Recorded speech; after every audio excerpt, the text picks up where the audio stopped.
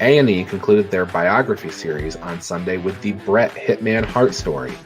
The bio covered Bret's childhood years, the sale of Stampede Wrestling, Cowboy Bret Hart, rising to the top of WWE, wrestling his brother Owen, the Montreal Screw Job, WCW, the death of Owen Hart, making amends, and life after wrestling.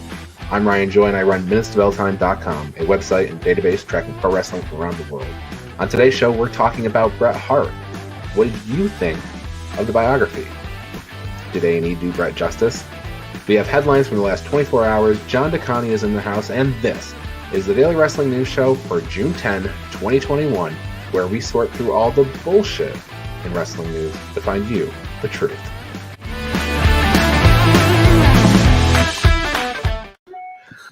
Hey, welcome to the show, John. Good morning, sir. Glad to be along with you once again. Absolutely. Well, let's dive into our top story. Here is the news. A&E concluded their biography series with the Bret Hart documentary on Sunday. This followed previous releases of Steve Austin, Roddy Piper, Randy Savage, Booker T, Shawn Michaels, Ultimate Warrior, and Mankind. It did a 643K viewer rating, down considerably from the initial Steve Austin one, but that's kind of to be expected. It trailed off over time. So, John, what did you think of the show? I loved it. I love I love anything that's got to do with Bret Hart. He's one of my favorites of all time, and I think they did justice. They avoided the slant that they took on, especially the Randy one. There was nothing cringeworthy in there. It was all pretty much lauding Bret. I was kind of surprised by that, actually. There was so much stuff that they could have got into, and they didn't shy away from Owen Hart. They didn't shy away from the Montreal Screw Job. And we'll go and kind of like take this down by sequence here, but they really, they didn't spend a ton of time on any one topic, right, because there was so much stuff to cover.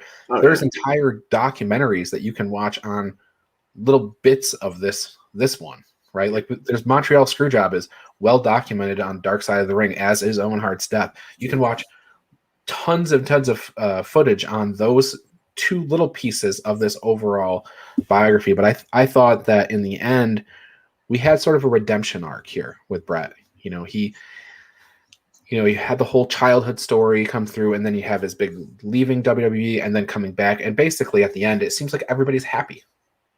It's hopeful ending. So that was kind of my overall impression. Yeah, and Bret often comes off a little gruff, and he even admits to it during one of the moments in the documentary. Kind of, I'd become an angry guy, this, that, and the other thing. To see joy on his face, which is something you don't, even when Bret wasn't the angry old guy, he didn't do a lot of smiling. Sure. Seeing the joy on his face when he's rewatching his lizard documentary from film school, and when he's flipping through his art, which is really funny, really great cartoons, especially as it pertains to the wrestling business. Seeing the joy and the happiness on his face was fantastic. You're right. He didn't smile much, even though he was a face. You just didn't see him smile. He was always, in character promo, I'm going to beat you up type of guy. But yeah, so I liked the A&E biography a lot. Some of the things that stood out in the early years, they talked about Stu Hart. Stu Hart actually was a thread throughout most of the documentary. And they talked about Bret being there when he passed away and everything. But there was some early stuff that I had never heard about Stu Hart. Specifically, there was a time when he was living in a tent for 3 winters. Wrestling is very well steeped in hyperbole. Sure. And I wonder just how much of that is accurate, because a Saskatchewan winter in a tent, it doesn't seem possible. I don't know how it's even possible. Right.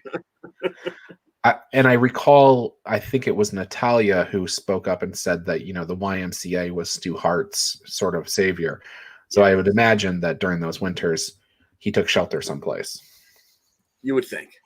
Yeah, that is very hard to believe that you could live out in the wilderness like that. But they talked about Stampede Wrestling too. He bought the promotion for $50,000. They had Hebe and Stu. They had a 22-room house or whatever. All the boys lived in the same room. I can't understand this. They had 12 kids. That's a lot of kids, right? But they had 22-bedroom house. Why did they all have to be in the same room? Yeah, this was a house that they also mentioned it was like a hospital for war veterans and whatnot, and all the 5 boys lived in one room. Why? I mean, the bear was under the back porch. It's not like he had the run of one of the whole floors. Well, Helen Hart had to have her office, and Stu had to have his dungeon. So I guess maybe that's what it was. They talked about Stu Hart getting groceries and stuff. He would get the seconds, the stuff that the grocers couldn't sell, and they would have 50 pounds of bananas that they would eat over the next month because he got that for free from the grocer or whatever. If you have to feed a family of 12, I don't care what you're making for a living, I think you probably have to be creative. Oh, absolutely, yeah. And all the Hart kids were picked on a little bit because of wearing hand-me-downs and such like that. So they kind of lived normal lives, even though they were these big wrestling family. So yeah, their father was this icon in Canada, and yet the kids were getting picked on for having holes in the knees of their jeans at school. Right, it's a much more normal life than you might have guessed. Yeah, and so they transitioned the doc into the sale of Stampede Wrestling. Vince bought Stampede Wrestling in 1984, and with that, I guess there was only 4 people that Stu said, please take care of. And that's the Dynamite Kid, the British Bulldog, Bret Hart, and Jim the Anvil Neidhart. I don't know what the Dynamite Kid did to rape, but the rest are all Stu's family. So well, he married Julia's sister, right? So there you go. Yeah. So with that, those 4 all head to the WWE, and we've obviously the Hart Foundation. We'll talk about WWE's top 50 tag teams in the second half of the show, but Hart Foundation, obviously one of the top tag teams in WWE history. Yeah, without a doubt. And they're way, way up on my, personal top list. So, but okay, I'm a mark for Bret Hart, for Owen Hart, the Hart Foundation. Even if you take every bit of emotion out of it and you just look at it, there's no way they're not top 10, probably top 5. Right. Yeah. And so the documentary covers, Bret talks about working with Jim, and he actually said at one point, he's like, I wish I could go back and live that time for just a couple of minutes. But so they cover that. And then I guess the impetus to take Bret from a tag wrestler to a singles wrestler was the fact that Vince McMahon came to him and said, for some reason, we get more fan mail for you than anybody else. Yeah. So we're going to turn you into a singles guy and push you to the moon. Yeah. And Bret wasn't necessarily convinced anything was going to come of it. So, yeah, well, let's ignore the fact that, the other guy is the one with the charisma in the group. Yeah, he's the guy who makes us laugh during the promos. He takes them over. Your mouthpiece, they didn't even give him Jimmy Hart as his manager. It was just like, all right, Bret, you're all by yourself, and here we go. And I got to think, Bret was like, wait a minute, that was my security blanket. You just took my 2 security blankets away. Yeah, it was very interesting. So when they start talking about his initial run as a singles guy, they get into the Piper match, and they spend a bit of time on the Davey Boy Smith match. Davey Boy Smith, SummerSlam in Wembley Stadium. They talk about how they sold it out in 11 minutes or something like that, 80,000 people. Bret and Piper, that was covered down heavily on the Piper documentary from A&E earlier this year. So again, it was interesting to me. That was a major part of the Piper documentary and just a little minor piece of the Bret Hart documentary. Yeah. And what they didn't talk about with the Davey Boy match, because I guess they didn't want to, poo-poo his legacy or anything like that, is that what Bret wrote in his book was that, this was at a time where the Bulldog was in, peak physical shape. Mm-hmm. but not so much mental and personal shape. And they put on a fantastic match. Bulldog goes over in that match, but the match starts, as Bret recounts in his book, with them locking up and the Bulldog saying, Bret, I'm fooked, which is his way of saying, I've forgotten everything we talked about for this match. So that match was called on the fly by Bret, and he didn't carry Bulldog because Bulldog was physically very capable, but Bulldog was just along for the ride there, and he was going over in a big way in his home. And that just, to me, that just speaks of what a rare gem Bret Hart was to be able to pull that off with him. That's well documented in WWE's archives. They even put out a show, I don't know how long ago it was, on the WWE Network. It was like the Lost Match.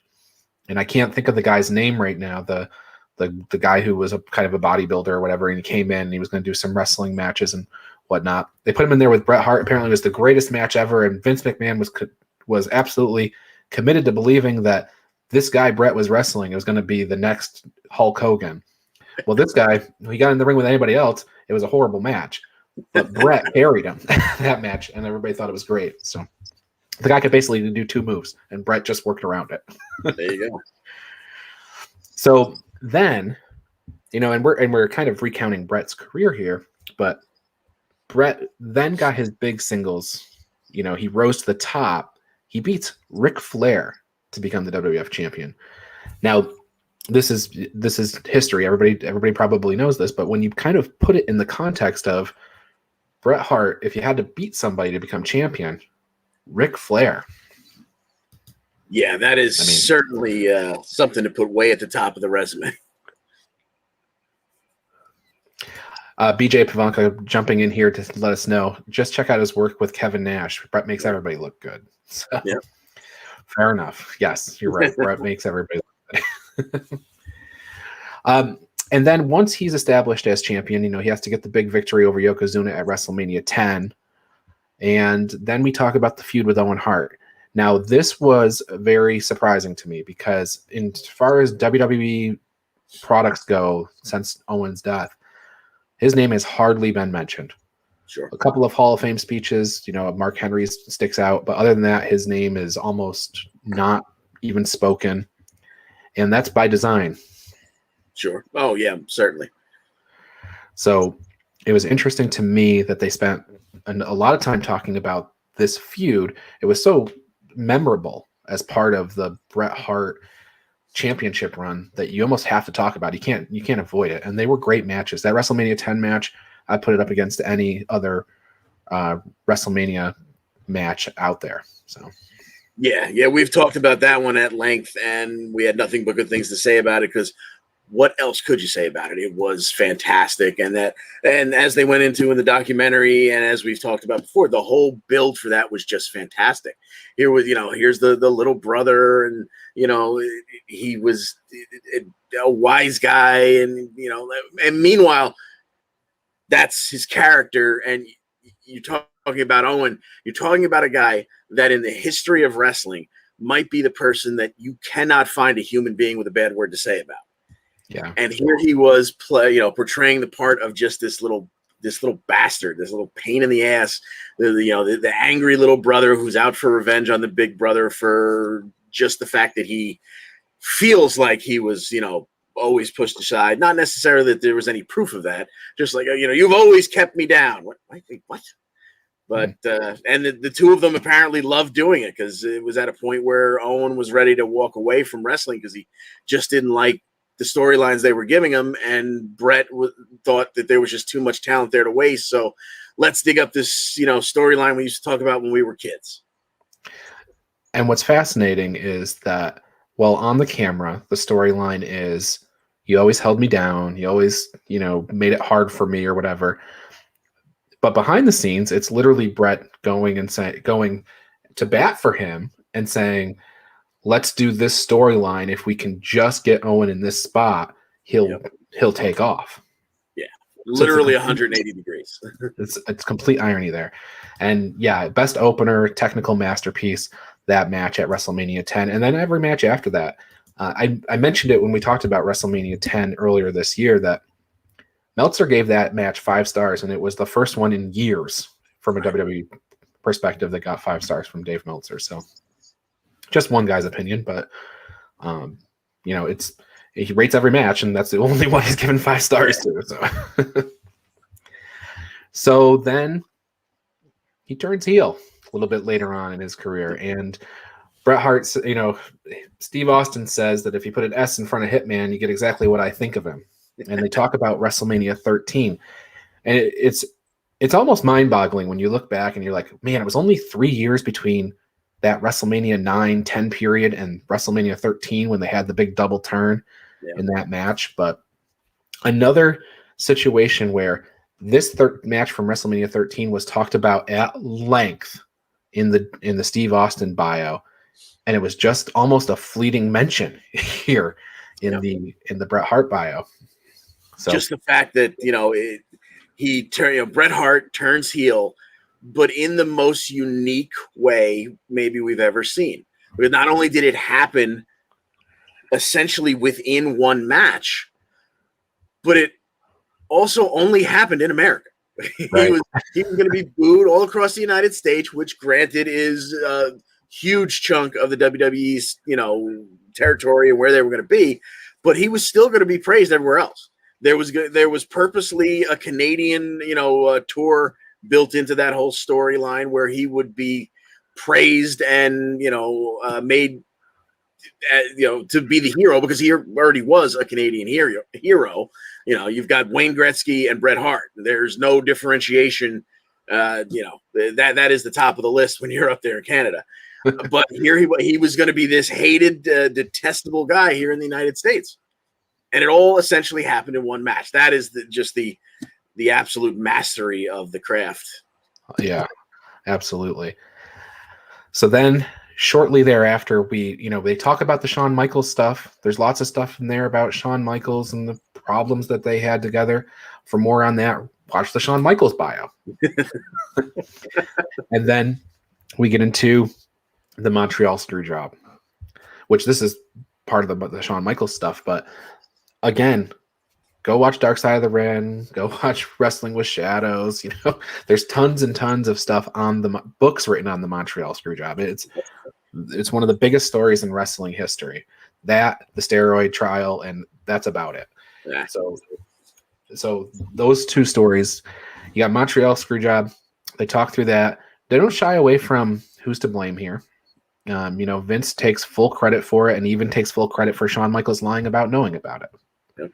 So we hit that thread, and then the thing that shocked me more than anything else in this, they actually talked about Owen Hart's death. They actually showed footage from the night he died, and they didn't dwell on it, but they showed pictures of Bret going up to Owen's grave and things like that. So they definitely talked about it in a manner that I don't think they have since it happened, really.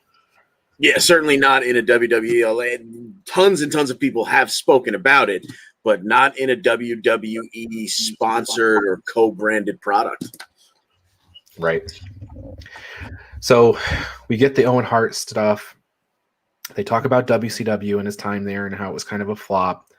And then Bret uses the analogy of his post-wrestling career as walking around with a big bag of rocks. He's carrying this bag around, and he picks it up every day and he walks around with it. And that's all the guilt and the baggage that he's carrying from the Montreal Screw Job and how the relationship ended. And they patch it up.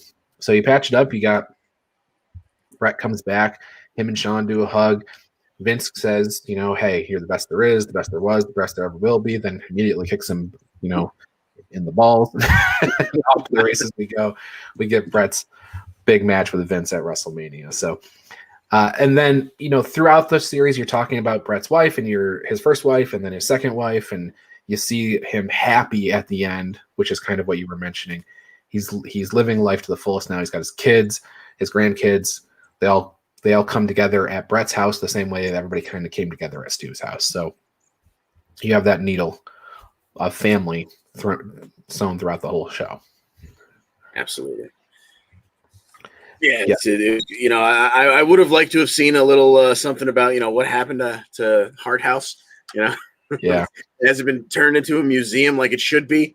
Or Well, and the interesting thing about that, and they didn't discuss that at all, but they did have I think it was a Calgary historian on throughout the whole show talking about Stampede Wrestling and Stu Hart and the Hart family and everything. So if it wasn't, I don't know what the current status is, but somebody probably does that can make a comment.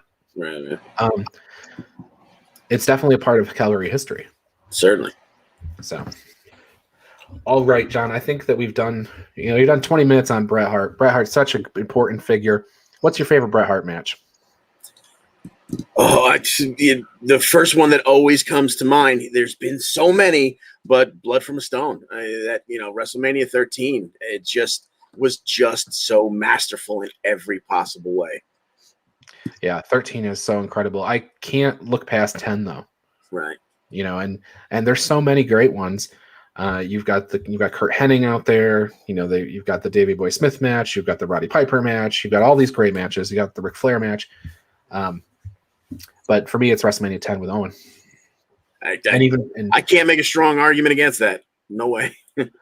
And BJ chimed in earlier to say, that the cage match from SummerSlam was underrated as well. Absolutely. And that match was highly rated in the star categories, as I recall, too. So Bret and Owen, what a great feud they had. And Bret Hart, what a great doc.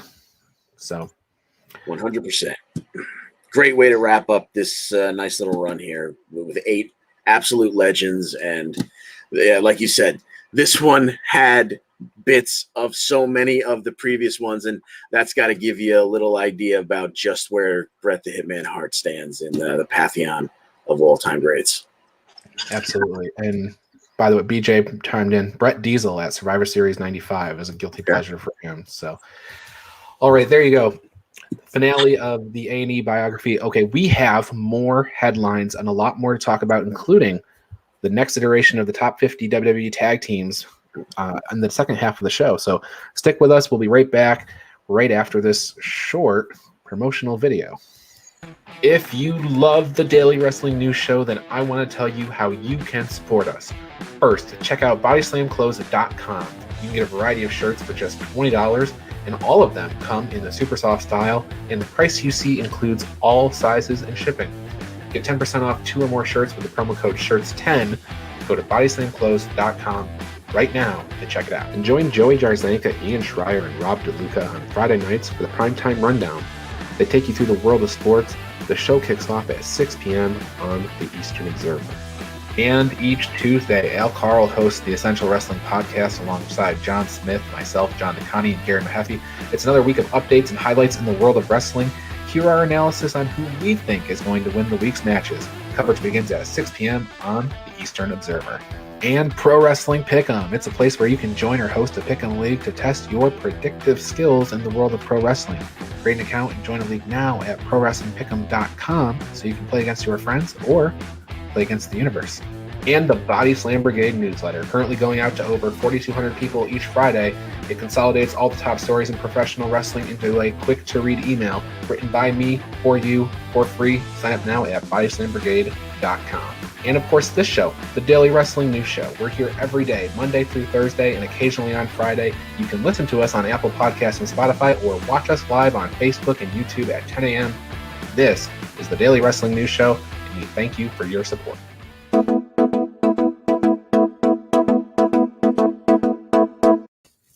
We are in the headlines portion of the show. That's what that little soundbite means. So love that bumper.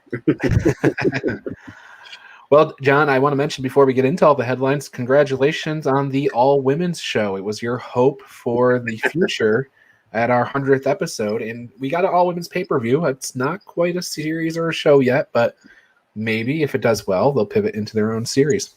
Tip the cap to NWA for that. There you go. All right, WWE's stock hit a 52-week high yesterday. It ended at 64.48.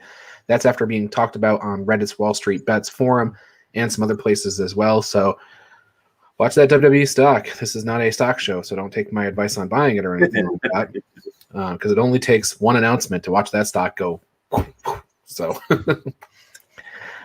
All right. WWE is advertising Roman Reigns, Bobby Lashley, Bianca Belair, Rhea Ripley, Drew McIntyre, Rey Mysterio, Dominic Mysterio, Randy Orton, AJ Styles, Omos, Sheamus, Riddle, Jimmy and Jay Uso, and Bayley for their upcoming super shows. That's their house shows that are on the loop as they carry through live events this summer. So basically, John, I think we said it was the Hell in a Cell crowd, it looks like.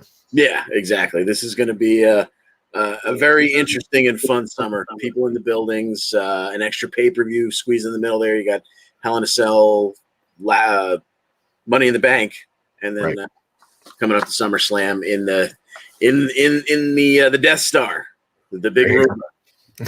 There you go. And then WWE announced their top 50 tag teams, numbers 35 down to 21. Last week we talked about 50 through 35. Remember, the Bushwhackers were team number 50. So that means every team below it has to be a Hall of Fame team.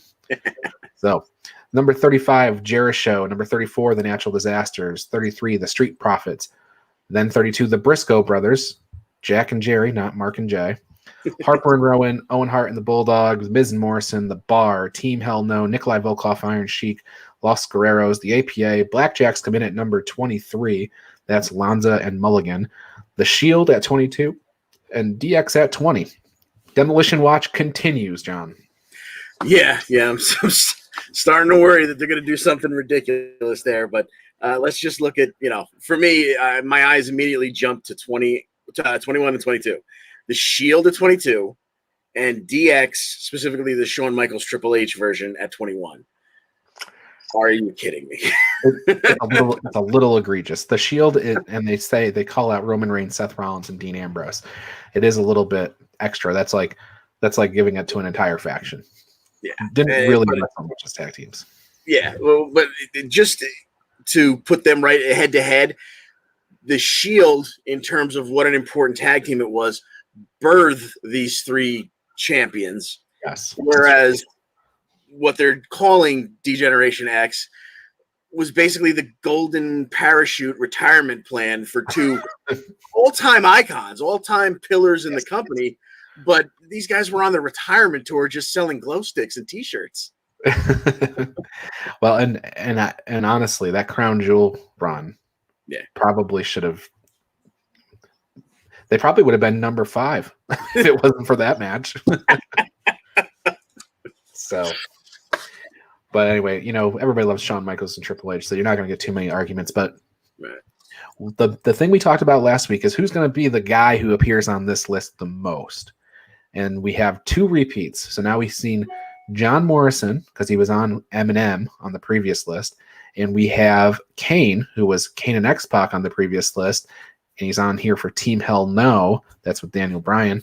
So, John, no way to really split this. I think you did the average earlier, right? Like they're both where are they? Yeah. They both have rankings of 71. So 35 and a half, the average ranking between Kane and John Morrison. So there's no way to split it yet, but something tells me Kane's going to come out on top. So here's another one. Is Dolph Ziggler going to be on this list? As he hasn't hit the list yet, but will he in fact make this list and multiple times in the bottom 20 or the top 20, I guess? Al Carl says the DX vs Spirit Squad was the greatest tag feud ever, so he could find his way in there. And then you've got, of course, the Dirty Dogs right now, and he's had a bunch of tag partners over the years. I don't think it's good. He has good odds of beating out Kane on this list. No. Yeah, I mean, there's a guy who's been such a great performer he's another one of those guys. Whoever you put him with, he's going to shine. But he hasn't had that quintessential pairing that's going to, sit now going forward with the Dirty Dogs. Who knows? But as of right now, when you think of Dolph Ziggler, you think of a hell of a talent. But who do you think of as his main partner? Yeah. So we're calling Kane and Undertaker are probably going to be number 20. Yeah, that'd be my guess. Yeah. So that'll get Kane on here 3 times. So not a very good average on the list, but he'll be pretty high. All right. So that's the tag teams. And then a couple other news items before we get into the lineups for the rest of the week. PW Insider reported that some indie promoters have reached out to Braun Strowman. His asking price is currently in the 5-figure range. That's all I got. Yeah. And then Vita Von Star is the next person added to Ring of Honor's women's tournament. Vita Von Star is one of the few women that they've had on the roster for quite some time. She joins Willow, Maserati, Allison Kay, Trish Adora, Miranda Alizé, Angelina Love, and Roxy in the tournament. Angelina Love gets a first round bye. I don't know how long this is going to go on for. I don't know how many names they're going to come up with, but got quite a list. Yeah, it's coming together very nicely. Yeah. And Al, our WrestleMania stat man, coming in with Kane, going back to the tag team discussion, has the most tag wins in Mania history with 4. And rightly so. There you go. That's a credential. So he should 100%, factor that in if we have to look at the trying to break a tie here at the end. So, all right. So, John, I think that's it for news items. We do have sort of the lineups, and on Thursdays it's a tall order because we don't have another show until Monday, so we got to cover Thursday, Friday, Saturday, Sunday. There you go. A couple of pay-per-views here. So NXT UK today, we have Walter, the Ring General, returning. And then we also have Kaylee Ray versus Mako Satomura. I think this is going to be a newsworthy show, though. I think we're going to figure out who Walter's next opponent is, and I have no idea who it is because they don't really have anybody ready. Right. And then Mako Satomura, they're going back to this for the second time. Are we going to see the end of the Forever Champion? I don't know. I hope not. You know, I think you guys just said the other day. I think it was maybe you and Travis or no, it might have been Al with Gary saying like, you know, she just kind of came out with this great nickname. She's the Forever Champion. It would be a shame to see her lose her championship this quick. Yeah, that's right. From that perspective alone. I have a news question coming in the chat from Al. Did AOP retire? Okay, so as I say in this show, I'm going to sort through the bullshit to bring you the facts. So here's what I know. AOP is a name that was mentioned around to AEW and New Japan. Neither one of them bit on AOP at the time, right? Because they just weren't. It didn't fit. AOP didn't fit into the AEW world because of maybe financials or whatever, and New Japan wasn't bringing any talent in. So there was nothing to go on there. Another Fightful ran that report over a couple days ago. After they ran that report, they were contacted, they being Fightful, from another promoter who said that they had reached out to AOP and they said that they retired. Now, both guys are under 30. Yeah. And it's maybe that's true. We don't actually know if they heard that from an agent or from WWE or what the case is. Both guys are under 30. They got a lot of time left. I didn't report it as news because I didn't really think it was completely there yet, concrete. Right. So that's what I think we know at this point. It would be very surprising to see them walk away. You would think, I guess Japan just wasn't bringing anybody in, but you would think two big monsters like that, foreign monsters, especially in New Japan, where, as you talk about, they kind of like bounce those 2- and 3-man tag titles back and forth. They don't have a lot of tag teams there. They'd fit in great and would have a nice run. Sure. Yeah, no, it makes sense. It makes sense.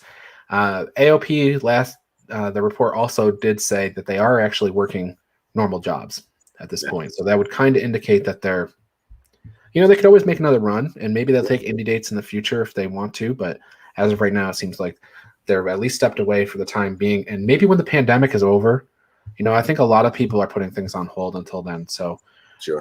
Retirement's a tough word to really. It sounds permanent, and maybe they're taking time off. I put Leo Rush in the same category. He said he retired. He could come back tomorrow, and look, Kaylee Ray, she's one, right? Yeah. Kylie Ray. Kylie, Smiley Kylie. She retired, a few months ago and came back. So things have a way of changing. BJ says he loves AOP, hopes they find a home, but if they're done, and it's by their own choice, that's good for them. They just couldn't stay healthy enough to be fully utilized. Very true. And that's interesting because it's only one injury, really. One guy got injured. He was out for many, many months. And when they got healthy, they got let go. And that was the end. Yeah. So. All right. So the rest of the lineups to get into. Impact has 2 shows. They have their normal Thursday night show, and then they have Against All Odds.